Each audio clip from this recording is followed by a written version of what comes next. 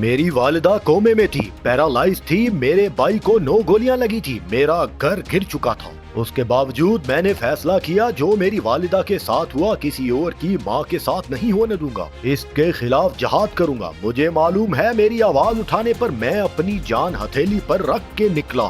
یہ میرے ساتھ کیا کرنا چاہتے ہیں مجھے سب معلوم ہے، مجھے ملنے والی دھمکیاں اسی کی کڑی ہے۔ مراد سعید اپنی پریس کانفرنس میں ہاتھ جوڑ جوڑ کر پاکستانیوں کو کہتے رہے، اٹھو، یہ جو کھیل ہو رہا ہے اس کو دوبارہ کھیلنے سے اس مملکت پاکستان میں روکو، نہیں تو یہ آگ دوبارہ پورے ملک میں پھیلانا چاہتے ہیں۔ وہ امن جو عمران خان نے قائم کیا ہے اس کو سبوتاژ کرنا چاہتے ہیں۔ کے پی کے میں جو ہو رہا ہے میں کب سے وارن کر رہا ہوں، مگر افسوس کی بات یہ ہے 50 سے زیادہ چینلز ہیں مگر ہمارے حالات پر کوئی بات نہیں کر رہا، کسی چینل پر اس حوالے سے بات نہیں کی جاتی۔ میں سوال کر رہا ہوں کے پی کے میں دوبارہ جنگ کیوں دھکیلی جا رہی ہے، اس کا جواب تو کوئی جواب نہیں دیتا۔ فرزند زرداری کو کچھ کہو تو فوراً 50 کے 50 چینلز پر اس کا جواب سارا دن چلتا رہتا ہے۔ لندن کے مفرور کو کچھ کہو، اس کا جواب 50 چینلز پر پٹیاں بن کر سارا دن چلتا رہتا ہے۔ مگر کے پی کے اندر جو کچھ ہو رہا ہے اس حوالے سے بات کرو، کسی چینل پہ کوئی کسی کا جواب نہیں آتا۔ وزارت دفاع جگتے مارنے میں مصروف ہے اور وزارت داخلہ لوگوں کو اٹھانے میں۔ خدارا امریکہ کی لڑائی میں ہمیں اپنی سازشوں میں ایندھن مت بناؤ، ہماری لاشوں پہ کسی کو خوش مت کرو۔ عمران خان کو نکالنے کا واحد مقصد یہی تھا کہ امریکہ جو جنگ اور خون کی ہولی پاکستان میں دوبارہ کھیلنا چاہتا ہے وہ ایبسولوٹلی لاٹ کی وجہ سے ممکن نہیں ہو پا رہی تھی، اس کو ہٹا دیا گیا، تختہ الٹ دیا گیا تاکہ یہ جنگ دوبارہ پاکستان میں شروع کر کے خطے کا امن برباد کیا جا سکے، کسی کی اجارہ داری قائم رکھی جا سکے۔ اس کے لیے ان کو وہی لوگ چاہیے تھے جو پہلے بھی تھے۔ تم ڈرون مارتے جاؤ، ہم مذمت کرتے جائیں گے، ہم تمہاری جنگ لڑ سکتے ہیں، ہم تمہارے اعلی کار سہولت کار بن سکتے ہیں، بس تم ہمارے مفادات بچاؤ، ہم تمہارے مفادات بچائیں۔ مراد سعید نے کہا، میں نے 6 سوال کیے ہیں، مجھے بس ان کا جواب دے دیجیے۔ سوال کر رہا ہوں، ہو سکتا ہے کسی کا ضمیر جھنجھوڑ سکوں۔ پہلا سوال، کیا رجیم چینج آپریشن کے بعد کسی کی اجارہ داری قائم رکھنے کے لیے اڈے دینے کی کوئی بات ہوئی ہے؟ دوسرا سوال، کیا کسی کو ایئر اسپیس استعمال کرنے کی اجازت دی جا چکی ہے؟ تیسرا سوال، افغانستان میں آپ کی امپورٹڈ حکومت کے جو مذاکرات ہوئے ہیں اس میں کیا بات ہوئی ہے؟ ہمارے مستقبل کے بارے میں کیا بات ہوئی ہے؟ افغانستان اور کے پی کے بارڈر ساتھ لگتے ہیں، ہمیں بتایا جائے، ہمارے لیے وہاں پر کیا فیصلے کیے گئے ہیں؟ چوتھا سوال، فاٹا انضمام پر بیرونی طاقتیں بڑی پریشان تھی اور خلاف تھی، بڑی مشکل سے اس کو عمران خان کے دور میں سر انجام دیا گیا، کیا افغانستان میں انضمام کو دوبارہ واپس لینے کے حوالے سے کوئی بات ہوئی ہے؟ اگر ہوئی ہے، اس کا مطالبہ کس کی طرف سے آیا ہے اور کون سی مذہبی جماعت پاکستان میں اس انضمام کے خلاف تھی؟ پانچواں سوال، بارڈر پر تو فینس لگ چکی ہے مگر اس کے باوجود وہاں پر سرگرمیاں ہو رہی ہیں، لوگ آ اور جا رہے ہیں، اس حوالے سے دیکھنے والا کون ہے؟ کیوں یہ سرگرمیاں بڑھ چکی ہیں؟ اس کا مجھے جواب دیا جائے، کیونکہ ہم نہیں چاہتے ہمارے لوگوں کو دوبارہ سے کسی جنگ کا حصہ بنایا جائے۔ چھٹا سوال، بارڈر پر جو فینس لگی ہے اس کی ذمہ داری کس کی؟ اس کو دیکھنے کی ذمہ داری کس کی ہے؟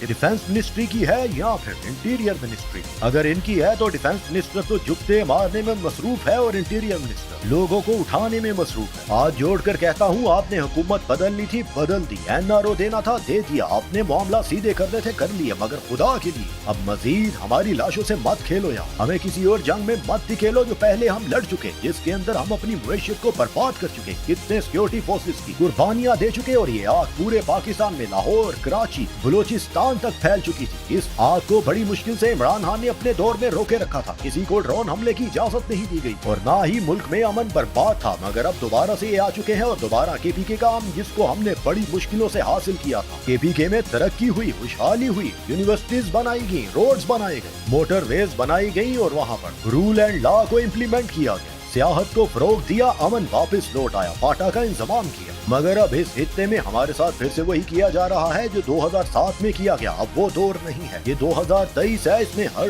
معاملے کو ہم سمجھ چکے ہیں۔ میں نے امریکی سفارتخانے کے پیپر پڑھے تاکہ سمجھ سکوں اس وقت 2008 میں ہو کیا رہا تھا۔ اسفندیار ولی خان اور ڈالرز کا قصہ لکھا ہوا ہے، افراسیاب پھٹک کی امریکی سفیر سے ملاقات، کیا وعدے وعید ہوئے، سب پڑھ چکا ہوں۔ نواز شریف کی رائے منڈ میں 3 گھنٹے ساگڈار کی موجودگی میں کس سے ملاقات ہوئی؟ یوسف رضا گیلانی اس وقت کیوں امریکیوں کے پاؤں میں پڑا ہوا تھا؟ ہم آپ کے ساتھ کمیٹڈ ہیں، آپریشن تیز کیجیے، ہم آپ کے مفادات کا تحفظ کریں گے، آپ ہمارے کا تحفظ کیجیے۔ اس سوالوں کا جواب ہمیں چاہیے، ہم یہ سارا اسکرپٹ جانتے ہیں، یہ کیسے ہوا، کس نے کیا، کون تھا اس کے پیچھے، مگر اب سوات کی عوام جاگ چکی ہے، انہوں نے باہر نکل کے بتا دیا کہ اب وہ کھیل کھیلنا ممکن نہیں۔